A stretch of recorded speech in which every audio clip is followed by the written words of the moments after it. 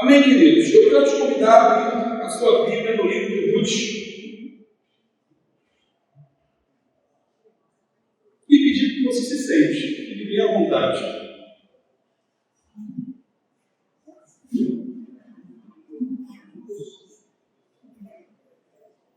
Livro de Ruth.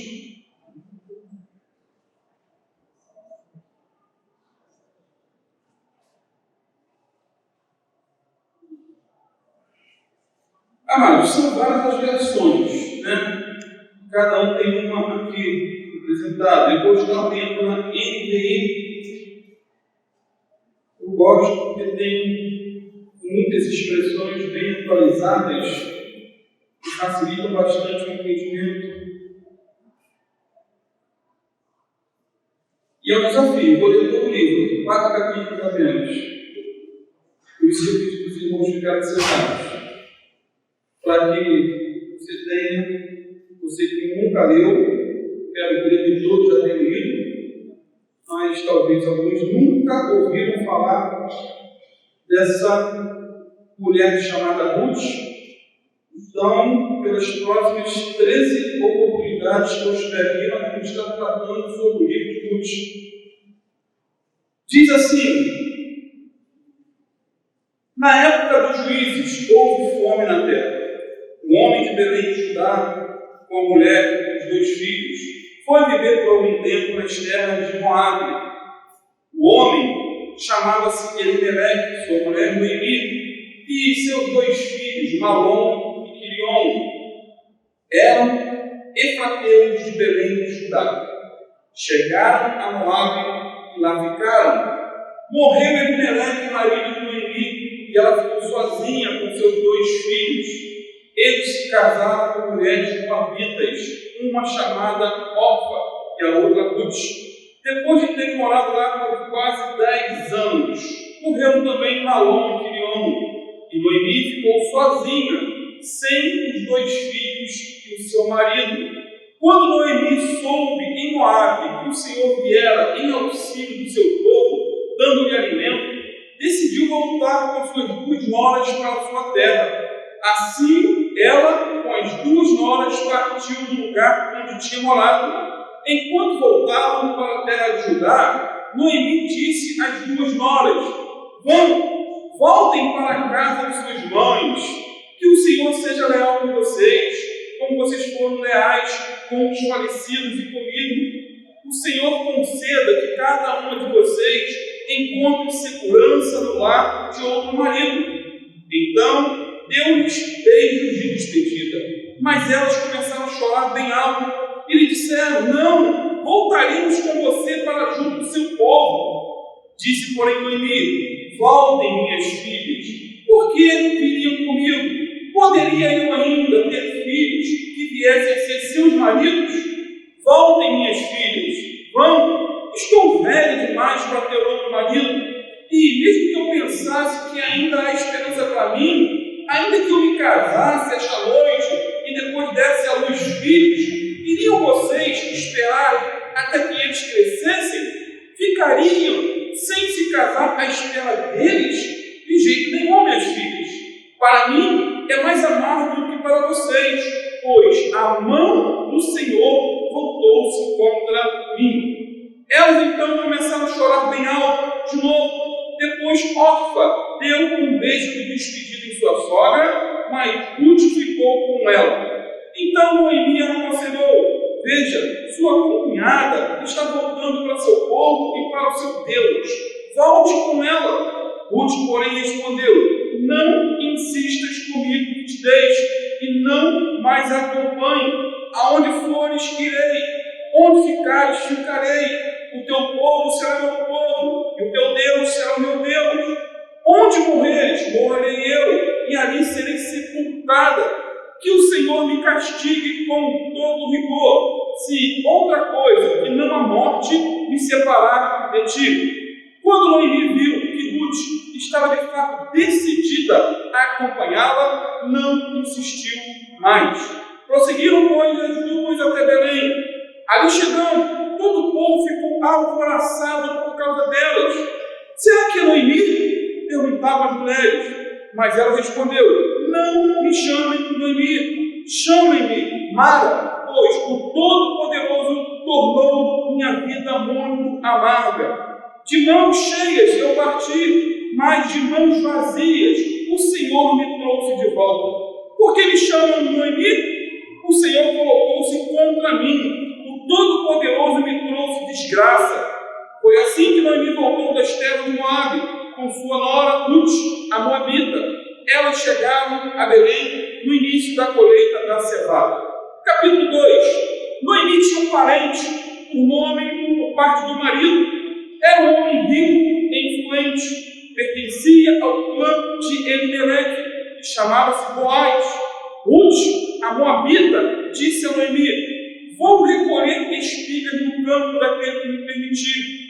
Vá, minha filha, respondeu-lhe Noemi. Então ela foi e começou a recolher espigas atrás dos ceifeiros.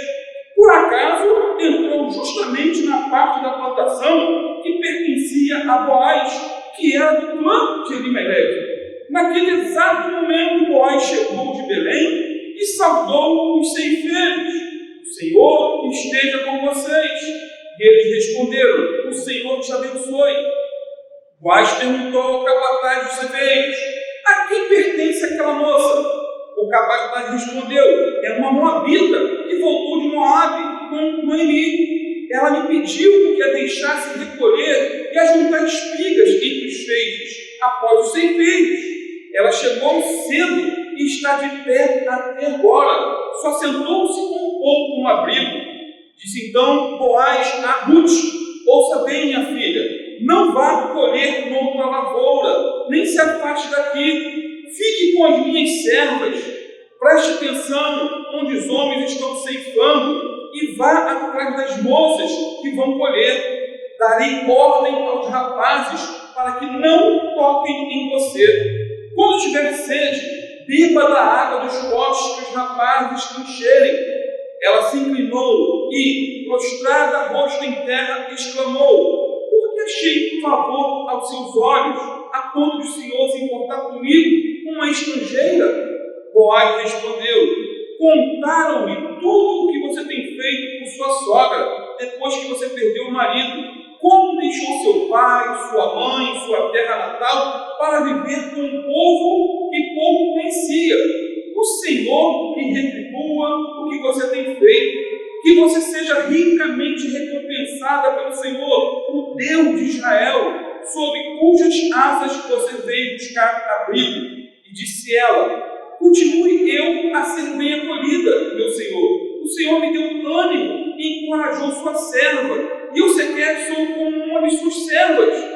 Na hora da refeição, Boaz lhe disse: vem cá, pega um pedaço de pão e molhe-o no vinagre. Quando ela se sentou junto aos ceifeiros, Boaz ofereceu grãos tostados. Ela comeu até ficar satisfeita e ainda sobrou. Quando ela se levantou para recolher, Boaz deu estas ordens aos seus servos: mesmo que ela recolha entre os feixes, não a repreendam. Pelo contrário, quando estiverem colhendo, tirem para ela algumas espigas dos feixes e deixem-nas cair, para que ela as recolha e não a impeçam. E assim Ruth colheu na lavoura até o entardecer. Depois debulhou o que tinha juntado, quase uma roupa de cevada. Carregou-o para o povoado, e sua sogra viu o quanto ela havia recolhido. Quando Ruth trouxe e lhe ofereceu o que havia sobrado da refeição. Levou uma marmita para a sogra, né? Onde você colheu hoje? A sogra lhe perguntou. Onde trabalhou? Bendito seja aquele que se importou com você. Então Ruth contou à sogra com quem tinha trabalhado. O nome do homem com quem trabalhei hoje é Boaz. E Noemi exclamou: seja ele abençoado pelo Senhor, que não deixe de ser leal e bondoso com os vivos e nem com os mortos. E acrescentou: aquele homem é nosso parente, é um de nossos resgatadores. Continuou Ruth a Moabita, pois ele mesmo me disse também: fique com os meus ceifeiros até que terminemos toda a minha colheita. E Noemi aconselhou a sua nora Ruth: é melhor mesmo você ir dele, minha filha. Noutra lavoura poderiam molestá-la. Assim Ruth ficou com as servas de Boaz para recolher espigas até acabarem as colheitas de cevada e de trigo. Entretanto, ela ficou morando com a sua sogra. Capítulo 3. Certo dia, Noemi, sua sogra, lhe disse: minha filha, tem que procurar um lar seguro para a sua felicidade, pois aquele cujas servas você esteve é nosso parente próximo. Esta noite ele estará limpando cevada na eira.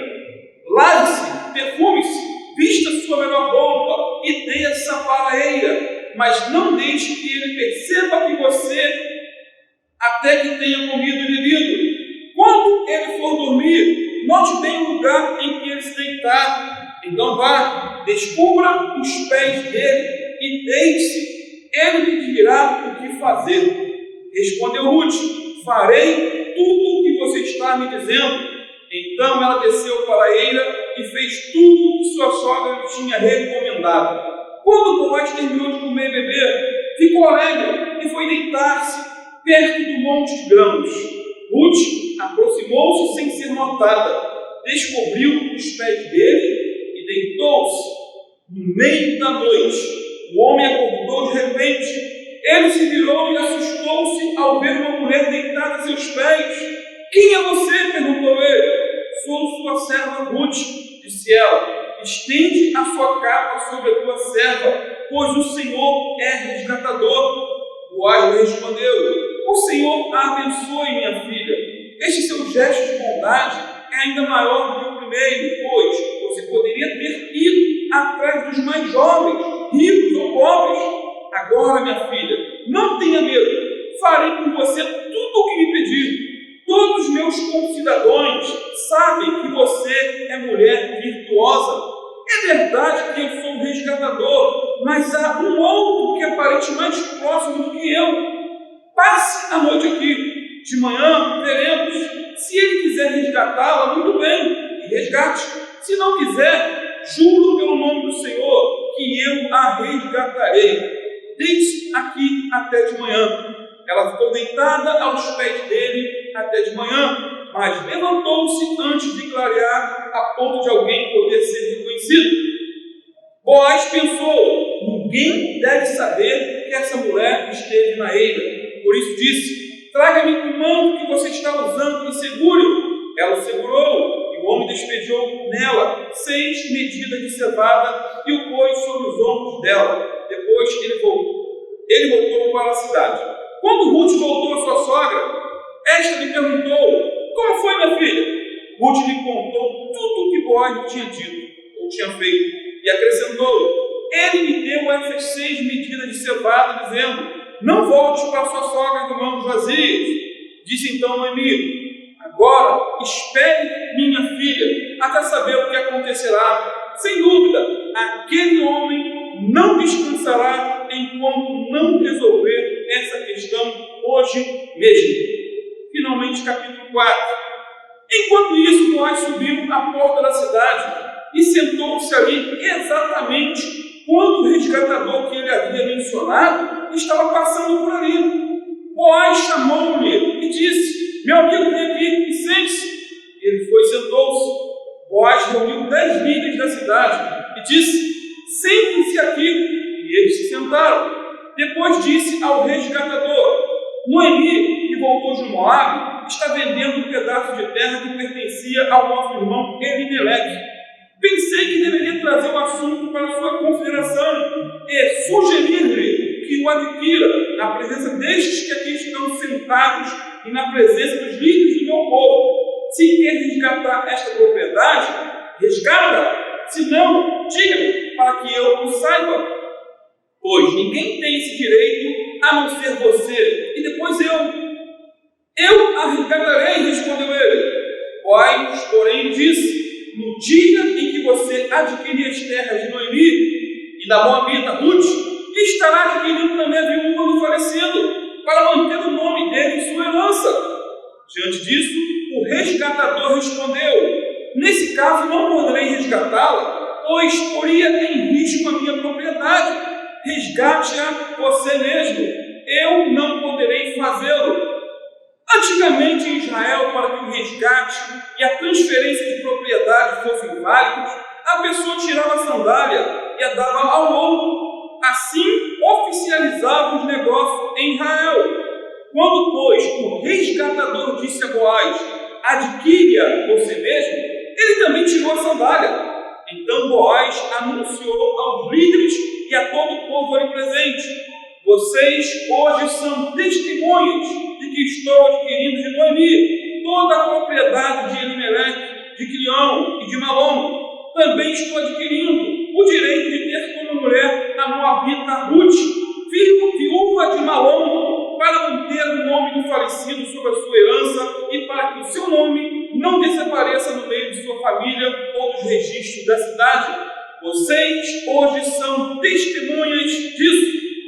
Líderes e todos que estavam na porta confirmaram: somos testemunhas. Faça o Senhor com essa mulher que está entrando em sua família, como fez com Raquel e Lia, que juntas formaram as tribos de Israel. Seja poderoso em Efrata e ganhe fama em Belém. E com os filhos que o Senhor lhe conceder dessa jovem, seja sua família como a de Pérez, que Tamar deu a Judá. Boaz casou-se com Ruth e ela se tornou sua mulher. Boaz a possuiu e o Senhor concedeu que ela engravidasse e desse à luz um filho. As mulheres disseram a Noemi: louvado seja o Senhor, que hoje não a deixou sem resgatador, que o seu nome seja celebrado em Israel. O menino lhe dará nova vida e a sustentará na velhice, pois é filho da sua nora, que a ama e que lhe é melhor do que 7 filhos. Noemi pôs o menino no colo e passou a cuidar dele. As mulheres da vizinhança celebraram o seu nome e disseram: Noemi tem um filho, e lhe deram o nome de Obed. Este foi o pai de Jessé, pai de Davi. Esta é a história da descendência de Pérez. Pérez gerou Esrom, Esrom gerou Zoão, Rom gerou Aminadab, Aminadab gerou Naasson, Naasson gerou Salmão, Salmão gerou Boaz, Boaz gerou Obed, Obed gerou Jessé, e Jessé gerou Davi. Amém, amado? Amém. Misericórdia. Deus é bom, queridos. Que leitura. O livro de Ruth, queridos, é uma linda história de amor. E foi isso que vocês acabaram de ouvir. Uma linda história de amor. É um dos mais belos romances da Bíblia. É encantador. Todas as vezes que eu leio esse livro, eu me emociono. E mais gostoso ainda é você ler numa tacada só, como fizemos agora. Você nunca leu um livro da Bíblia, você leu hoje, juntamente comigo. É um privilégio. Então, esse livro é uma das joias mais ricas e encantadoras de toda a palavra de Deus. É um livro inspirado que ensina-nos lições profundas e preciosas para o nosso dia a dia. Parece até que é uma história tão antiga que não tem nada de proveitoso, mas ao longo das mensagens que os amados vão ver, quantas lições, quantas mensagens, quantas simbologias nós encontramos nesse livro. É uma história perfeita, cheia de encanto e beleza. Isso porque, querido, esse livro fala do amor de Ruth para com sua sogra. Viu que amor lindo? Amor de nora para com sogra. Fala do amor de Boaz para com Ruth e fala também do amor de Deus, tanto para com Ruth como para Noemi e também em relação a Boaz. Então, essa é uma linda história de amor e de redenção, em que Boaz, aqui, ele é um tipo de Jesus que resgata Ruth, um tipo da igreja. Esse é um romance ideal entre Boaz e Ruth, entre Deus e seu povo. Por meio desse livro, conseguimos ver a história, queridos, da redenção. E é por demais interessante isso. Conseguimos ver também Deus se movendo de maneira maravilhosa e misteriosa. Há momentos que, por acaso, Ruth entrou nos campos de Boaz. Não existe casualidade havia providência. Deus estava guiando todas as coisas naquele momento. Resumindo, esse é um livro para pessoas que se perguntam, e talvez você se pergunte: onde está Deus quando não há sonhos, quando não há visões, quando não há profetas? Porque esse é o contexto aqui. Você não vê sonho, revelação, profeta, não tem nada disso no livro de Lúcio. Há coisas do cotidiano e Deus se move em meio ao cotidiano das nossas vidas. Esse é um livro para pessoas que querem saber onde Deus está quando a tragédia, ou uma tragédia após a outra, nos abate, nos alcança. Onde Deus está? Já se questionou? Eu já. É uma história para as pessoas que se perguntam se uma vida de integridade em tempos difíceis vale a pena ser vivida. E é também uma história para pessoas que não podem, às vezes, imaginar que coisas grandes podem vir de vidas simples, que coisas grandes possam acontecer numa vida ordinária, comum, corriqueira. E pode, isso nós vemos nesse livro. Então, uma das principais mensagens desse pequeno livro é que Deus está trabalhando no pior dos tempos. Deus está trabalhando no pior dos tempos. Por mais que aqui na terra o caos possa estar instalado, Deus continua no seu trono. Isaías 6, versículo 1 diz que no ano da morte do rei Uzias, eu vi o Senhor assentado no alto sublime trono. Ou seja, o caos estava na nação. O rei Uzias, um rei muito amado, morreu, mas Deus continuava no seu trono. Repito, Deus está trabalhando no pior dos tempos. E o pior dos tempos, queridos, em que Deus trabalhou, está aqui no contexto em que o livro de Ruth aconteceu. Versículo 1, capítulo 1 diz que foi nos dias em que julgavam os juízes. É uma história, essa linda história de amor que acabamos de ler, aconteceu no período dos juízes. Amados, esse foi um dos piores momentos da história de Israel, o período dos juízes. Foi um período de grande instabilidade social, espiritual, moral, financeira. Havia uma degradação quase que generalizada naquela nação. E foi nesse contexto que aconteceu essa linda história de amor. Foram mais de 350 anos em que os juízes, após a morte de Josué, eles governaram o povo. E um refrão horroroso aparece ao longo de todo o livro de Juízes. E sabe qual é o refrão horroroso? Cada um fazia o que era certo aos seus próprios olhos. Anarquia. Cada um fazia o que era certo. Não havia um parâmetro, não havia uma regra de ferro. Tem crente que vive assim, infelizmente. Foi um período encharcado de sangue que contém histórias de arrepiar os cabelos de quem tem, né? E de fazer gelar o coração. Leia depois o livro de Juízes. Tenta ler numa tacada só para você ver aqui. Passa até um filme proibido para menores de 38 anos. Então, queridos, a instabilidade política, o colapso moral e a infidelidade espiritual foram as marcas distintivas do período dos juízes. Ruth foi escrito nesse contexto, o período dos juízes. E o interessante é que Josué, o livro que veio antes dos juízes, foi o livro da vitória. Josué foi o livro da conquista. Josué foi o livro das vitórias do Senhor. Mas Juízes foi o livro do fracasso. O livro da derrota, literalmente. No livro de Juízes, o povo pecava e Deus mandava juízo, literalmente. Livro dos Juízes, Deus mandava juízo e mandava feio. O povo se arrependia, Deus liberava perdão, porque Deus é misericordioso. Tem prazer na misericórdia.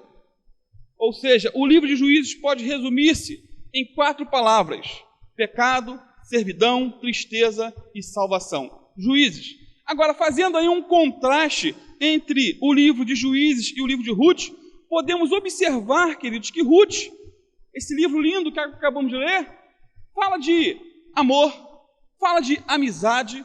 O livro de Ruth fala de generosidade. Viu quanta generosidade Boaz teve para com Ruth? Generosidade, trabalho. Como Ruth era trabalhadora, arregaçava as mangas, ia para a batalha. O livro de Ruth fala de gratidão, fala de sinceridade, fala de fidelidade no casamento. Quantas coisas! Fala de conservação para o casamento. O capítulo 4, versículo 1 diz que eles só se relacionaram sexualmente depois de casados. Muita coisa fala o livro de Ruth. E tudo isso veremos nas próximas mensagens, se Deus quiser. Juízes, por outro lado, fala de anarquia. Juízes fala de guerras. Juízes fala de assassinatos, traições, idolatria e desobediência. É um contraste gritante entre o livro de Juízes e o livro de Ruth. No livro de Juízes, o julgamento de Deus está mostrando à nação de Israel a loucura do pecado. Já o livro de Ruth, o amor e a virtude estão sendo recompensados. Isso é lindo. Sendo assim, queridos, é incrível e é por demais espantoso que, como uma história de amor tão bela como a história de Ruth, pôde passar-se num período tão tribuloso, tão terrível como o livro de Juízes. Mas não é o que acontece hoje em dia. Isso acontece no nosso cotidiano. Vivemos tempos conturbados, queridos, em nível nacional e internacional. Tempos de declínio moral, declínio espiritual, frieza, apatia, desvio. Muita gente apostatando da fé, dando as costas para o Evangelho. Vivemos em meio a dificuldades de todo o tipo. Isso é fato. No entanto, Deus ama este mundo perdido. E Ele está em busca de uma noiva. E nós somos a noiva do Cordeiro. Amém, queridos? E por mais difíceis que sejam os tempos, ao conhecer Jesus como nosso único Senhor e Salvador, passamos a fazer parte também de uma linda história de amor. É uma história que passa-se por momentos difíceis. Não é uma história perfeita, mas é uma linda história de amor. Sendo assim, vamos analisar algumas particularidades do livro de Ruth. Primeiro, não se sabe quem escreveu essa linda história de amor. Muitos entendem que tenha sido o profeta Samuel o seu autor, por causa do estilo literário. O Talmud, que foi escrito no 2º século da era cristã, também atribui esse livro a Samuel. Outros sugerem que tenha sido o rei Davi, ou até mesmo Salomão, o autor humano do livro de Ruth. No entanto, o mais importante é lembrarmos que, por trás do autor humano, quem quer que seja ele, está o autor divino, pois Ruth é a história de Deus, é a palavra de Deus para nós, para os nossos dias. É um livro inspirado, 100% divino. Esse é o mais importante. Assim como o livro ou a carta aos Hebreus, ninguém sabe quem é o autor. Independente de quem seja, é a palavra de Deus. A data do ocorrido é provavelmente no início do período dos Juízes, entre os anos 1400 a 1050 a.C. E como já vimos, essa foi a pior fase da nação de Israel. E mesmo assim, essa linda história de amor aconteceu nesse período tão turbulento da nação de Israel. Uma das principais mensagens do livro, repito, é que Deus está trabalhando no pior dos tempos. Ele não perdeu o controle. Mesmo em meio à pandemia, que quase devastou muitas famílias, muita gente, Deus estava no controle. Em segundo lugar, o livro de Ruth não é um conto. O livro de Ruth não é uma novela, queridos. O livro de Ruth é uma história real. Aconteceu literalmente. Assim eu creio. Espero que você creia também. Toda a evidência interna desse livro indica que ele foi escrito como uma história verdadeira. Até porque ele não é apresentado aqui meramente como uma pequena narrativa encantadora. Ele não é apresentado aqui nessa leitura que lemos como uma fantasia, não é apresentado como algo folclórico, mas como uma história real, uma história de redenção. Esse livro fala de pessoas reais. Esse livro fala de pessoas de carne e osso, e não de seres mitológicos ou de cidades lendárias, como fala o livro de Mórmon, dos Mormons, Igreja de Jesus Cristo dos Santos dos Últimos Dias. No livro de Mormons tem várias cidades lendárias que nem os arqueólogos encontram de onde veio essas cidades, inventadas. É diferente. Ali fala-se de Belém, que até hoje existe, fala-se de Moabe. Então, é fato. Então, essa é uma história real de amor entre gente de carne e osso que ilustra verdades profundas acerca de como Deus age, de como Ele está, ao mesmo tempo, tratando os corações de cada indivíduo e movendo adiante a história da redenção. E mais, queridos, esse livro trata de cidades que realmente existiram, como já disse, Belém e Moabe. Aborda costumes comuns do povo e revela também a genealogia do rei Davi. E por que não dizer a genealogia do nosso Senhor Jesus Cristo? É só você ler lá em Mateus 1,5. Vai falar da genealogia, vai falar de Boaz, vai falar de Obed, vai falar de Jessé e vai chegar a Jesus. Esses e outros fatos nos revelam que o livro de Ruth não é uma história da carochinha, mas trata de relatos que realmente aconteceram. Terceiro, o livro de Ruth trata de assuntos do nosso cotidiano, coisas do dia a dia que todos nós enfrentamos. Todos nós encontramos nesse livro os mesmos problemas que enfrentamos, ou a maioria, ou quase todos, enfrentam no seu dia a dia. Problemas financeiros, doença, morte, viuvez, pobreza, empresariado. Boaz era um empresário. Ele fala também das decisões precipitadas, o perigo de se precipitar em decisões, em não orar e não esperar o tempo de Deus. Fala do valor do trabalho. Esse livro fala da importância que se deve dar aos pobres. Ele trata também da difícil decisão de mudar de um país ou de uma cidade, e muitos se precipitam, colocam a carroça na frente dos bois, mudam de uma nação para outra e depois voltam chorando.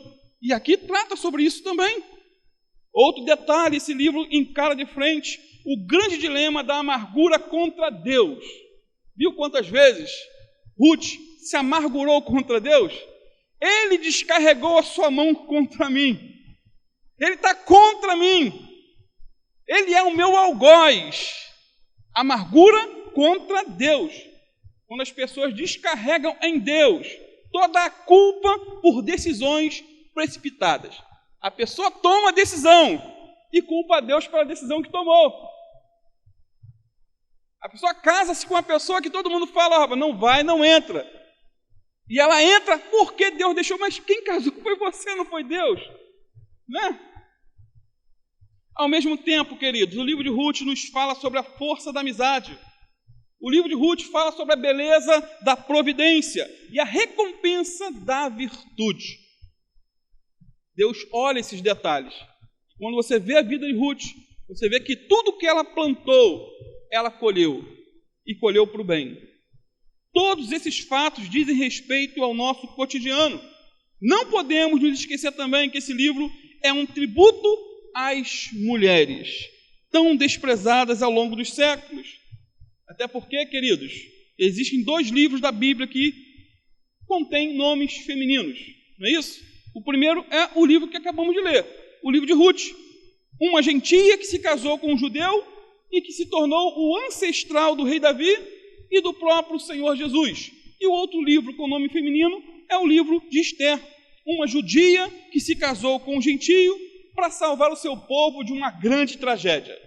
Livro espetacular também, o livro de Esther. Curiosidade, o livro de Esther não contém o nome Deus, mas Deus está agindo de uma ponta a outra do livro. Agora, queridos, Ruth, Noemi e Boaz são os personagens que mais se destacam nesse livro. Os que mais se destacam no livro de Ruth, humanamente falando, são Ruth, Boaz e Noemi.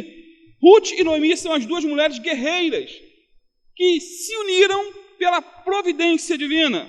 Noemi era uma judia idosa, pobre, viúva, sem filhos, e Ruth, uma moabita, pagã, estrangeira, aos olhos dos judeus, uma endemoniada, também viúva, pobre e sem filhos, mas que se apegou com afinco à sua sogra e se converteu ao Deus de Israel. Toda mudança aconteceu com essa decisão de se converter ao Deus de Israel. Por mais que a sogra dela fosse amargurada, mesmo com um testemunho daquele, mesmo assim Ruth quis seguir aquele Deus.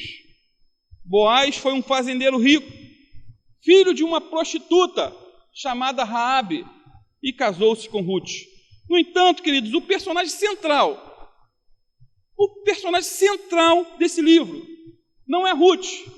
O personagem central não é Boaz. O personagem central não é Noemi.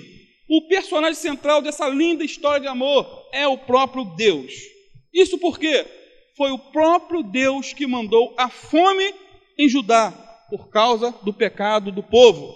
Foi o próprio Deus que enviou novamente o pão à cidade de Belém, lembrando-se do seu povo.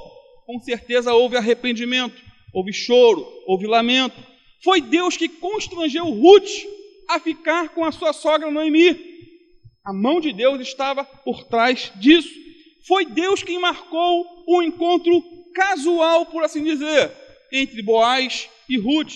Foi Deus quem permitiu Ruth engravidar de Boaz e ter um filho de nome Obed, que foi avô do rei Davi e de onde veio a descendência do Senhor Jesus, por parte humana. Por fim, queridos, foi Deus que inspirou o escritor humano a escrever essa linda história de amor. Isso porque, por Ele, para Ele e por meio dEle são todas as coisas. Glória, pois, a Ele para sempre. Amém. Me aguenta mais um pouquinho? Em quarto lugar, o livro de Ruth revela o perigo das decisões precipitadas. O perigo das decisões precipitadas. Eu vou ler mais uma vez, versículo 1 a 5 do capítulo 1. Nos dias em que os juízes governavam Israel, houve grande fome na terra. Por isso, um homem deixou seu lar em Belém de Judá e foi morar na terra de Moabe, levando consigo esposa e 2 filhos. O homem se chamava Elimeleque e a esposa Noemi. Os filhos se chamavam Malom e Quilion. Eram efrateus de Belém de Judá. Quando chegaram a Moabe, estabeleceram-se ali. Elimeleque morreu e Noemi ficou com os 2 filhos. Eles se casaram com mulheres moabitas, que se chamavam Ruth e Orfa. Cerca de 10 anos depois, Malom e Quilion também morreram. Noemi ficou sozinha, sem os 2 filhos e sem o marido. Que situação! Muitos questionam se a atitude de Elimeleque foi correta ou não, em ter saído de Belém e ido para Moabe.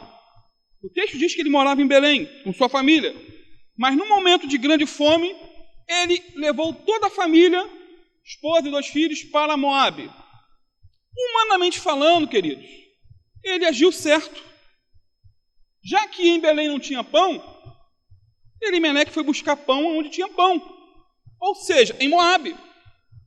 Decisões humanas, numa perspectiva humana, aos olhos humanos, ele agiu certo. Não é isso que geralmente acontece na nossa vida? Às vezes a pessoa não está bem no emprego, não é isso? Ganha pouco, não tem benefício, então ele procura um outro emprego melhor que lhe dê mais condições de manter a família. Só que no caso aqui de Elimeleque, ele não está mudando de emprego, mas mudando de país. E Mas o problema aqui não era ganhar pouco, era não ter renda nenhuma, fome na nação. Nós não sabemos o que é isso. Eu não sei o que é fome. Os momentos mais difíceis da minha vida, eu nunca passei fome. Sempre teve arroz, feijão e um ovo. Às vezes para 4, para 5, mas tinha. Fome mesmo? Não sei aqui quem passou. O texto diz que havia grande fome na terra. Queridos, a fome foi a causa que levou Elimeleque a descer a Moabe. A fome foi o que levou Abraão e Jacó ao Egito. A fome foi o que levou Isaac e Gerar também a buscar socorro na terra dos filisteus. E foi o que levou o próprio Jesus ao deserto, a fome. Foi tentado. Então, dentro de uma perspectiva humana, racional e prudente, Elimeleque fez o que era certo, dado as circunstâncias do momento. Agora, dentro de uma perspectiva divina, espiritual, podemos dizer que Elimeleque tomou a pior decisão da sua vida.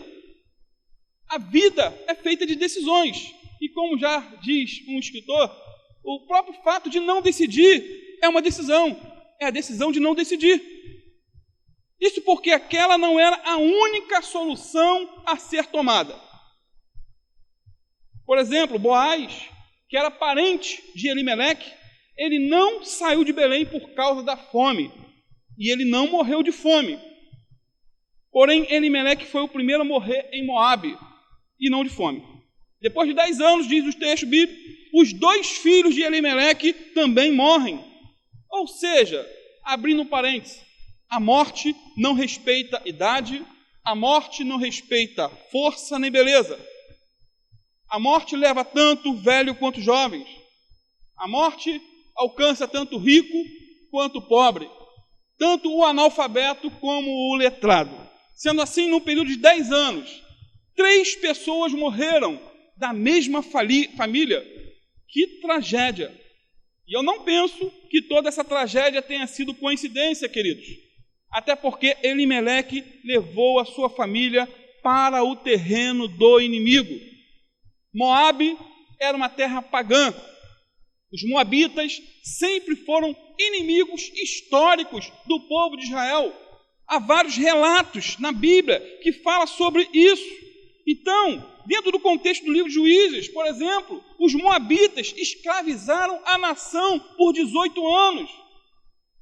Não era para ter ido para lá. Um outro detalhe, os moabitas, eles eram adoradores de Camos, um deus a quem se faziam sacrifícios humanos.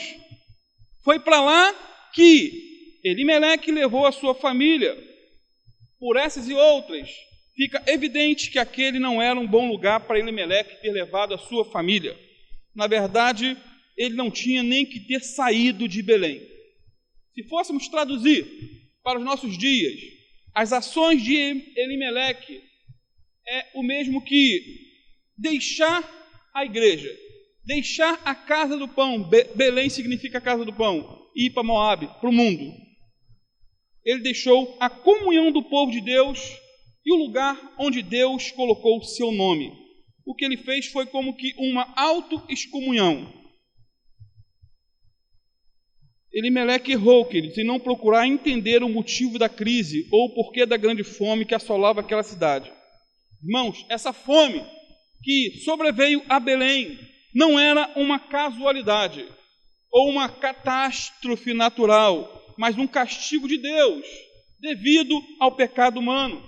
Sempre que o povo de Israel se envolvia com idolatria ou com prostituição, a mão de Deus pesava, a vara da correção vinha, o coro cantava no lombo deles, e o mesmo Deus servimos hoje.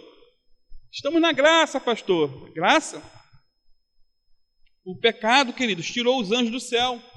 O pecado tirou Adão do paraíso. O pecado fez com que milhares de israelitas morressem no deserto. E agora, por causa do pecado, o povo é privado de pão. A crise chega, a fome abate a nação. E porque o povo se afastou de Deus, da sua lei, Deus agora suspende o quê? A provisão. O juízo nacional enviado sobre a nação afetou a história individual dessa família. No entanto, Elimeleque deveria ter raciocinado da seguinte maneira: se há fome aqui na casa do pão, isso significa que Deus está irado conosco. E se Deus está irado conosco, Ele deve ter um bom motivo para isso. Esse deve ser o raciocínio de Elimeleque. Portanto, a solução para a fome, ele tinha que ter raciocinado, é que venhamos nos arrepender e não fugir. Nós temos que nos voltar para Deus e não correr de Deus. Só que em vez dele se arrepender, ele fugiu. Ao invés de voltar-se para Deus juntamente com sua família, ele preferiu mudar-se para Moabe. Resumindo, queridos, ele procurou sarna para se coçar. Ele tentou o diabo. Ele tomou a pior atitude da sua vida. A grande verdade é que muitas vezes o mal nos atinge por causa das nossas atitudes ou por causa da falta de atitude. Muitas vezes somos nós, queridos, que abrimos brechas para o diabo.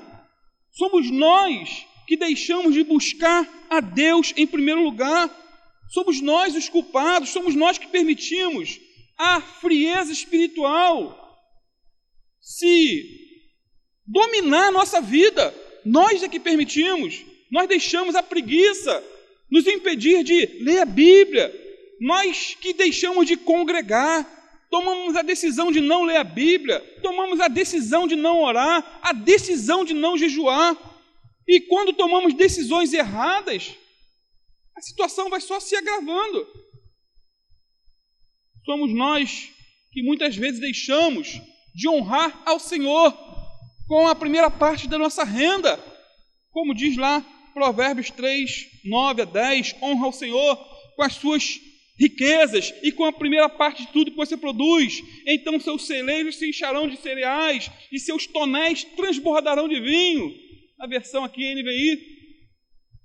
Irmão, se invertermos esse versículo, ele não deixa de ser verdade. Se deixarmos de honrar a Deus com nossos bens e com o melhor da nossa parte, da nossa renda, nossos celeiros ficarão vazios. Não digo que é uma promessa ao contrário, mas é um julgamento ao contrário. Essa é a lei da semeadura instituída por Deus. O que retemos se torna prejuízos para nós mesmos. Muitas vezes passamos por crises e mais crises. A tempestade muitas vezes cai sobre a nossa cabeça. Tem momentos que a enxurrada de problema vem tudo ao mesmo tempo. Não é assim que às vezes acontece? Tudo ao mesmo tempo. Vem problema financeiro, vem problema de doença, confusão no lar, problema na igreja, tudo junto. O que fazer? O que fazer? Será que, por exemplo, na área do emprego, mudar de emprego é a solução? Será? Será que forçar para ser demitido resolve o problema? Tem gente que faz isso, né? Estou com problema, estou com crise financeira. Aí força o patrão para mandar embora para pegar a indenização. Só que a indenização acaba rápido, meu amado. Dona Maria rapidinho arruma um jeito de gastar esse dinheiro. A geladeira nova, o sofá novo, daqui a pouco, vupt, um mês acabou tudo. E você não tem mais emprego nem dinheiro. Será que, estou concluindo, será que o divórcio resolve o problema de uma crise conjugal? Será que mudar de cidade ou de país vai ser a solução do teu problema? Irmãos, Elimeleque, Noemi, Malom, Quilion escolheram fugir em vez de enfrentarem a crise.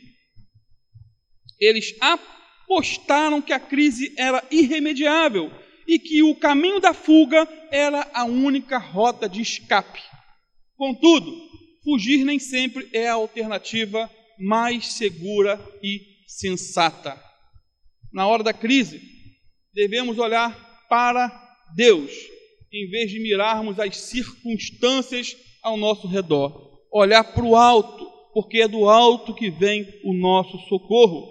Quando somos encurralados pelas circunstâncias adversas, precisamos, queridos, acreditar que Deus está acima e no controle de todas as coisas. Lembram de Isaac? Ele foi tentado a fugir da crise, da seca, da fome e buscar um caminho mais fácil. Mas Deus lhe deu uma ordem lá em Gênesis 26:2: não desça ao Egito. Resultado, a Bíblia diz que Isaac semeou no deserto e viu o deserto florescer. Ele ficou ali e Deus o abençoou naquela terra. Sendo assim, precisamos orar mais, jejuar mais, nos consagrar mais, antes de tomar atitudes que vão envolver toda a nossa família.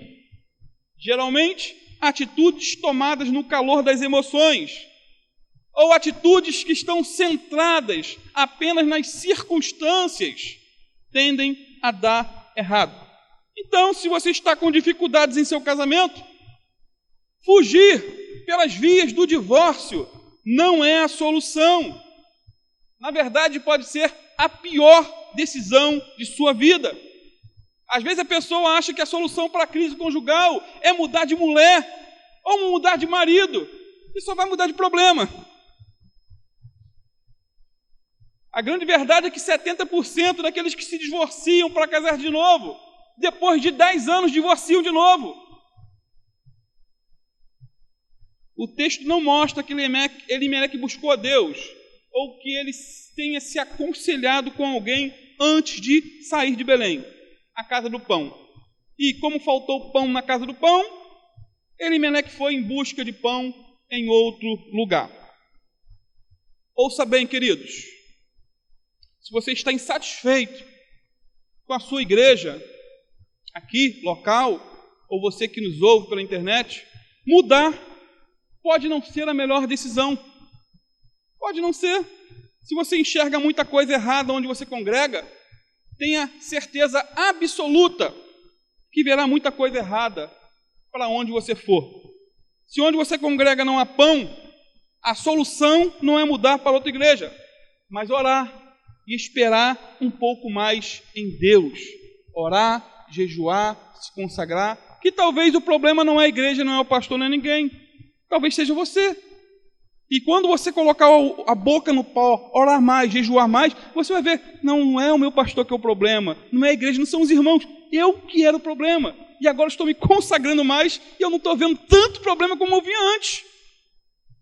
Quando falta pão espiritual na igreja, a solução não é abandonar a casa de Deus, mas buscar aquele que pode nos restaurar e nos dar pão com fartura, queridos. Mudar de igreja é uma questão muito séria. Mudar de igreja é algo, por que não dizer, traumático.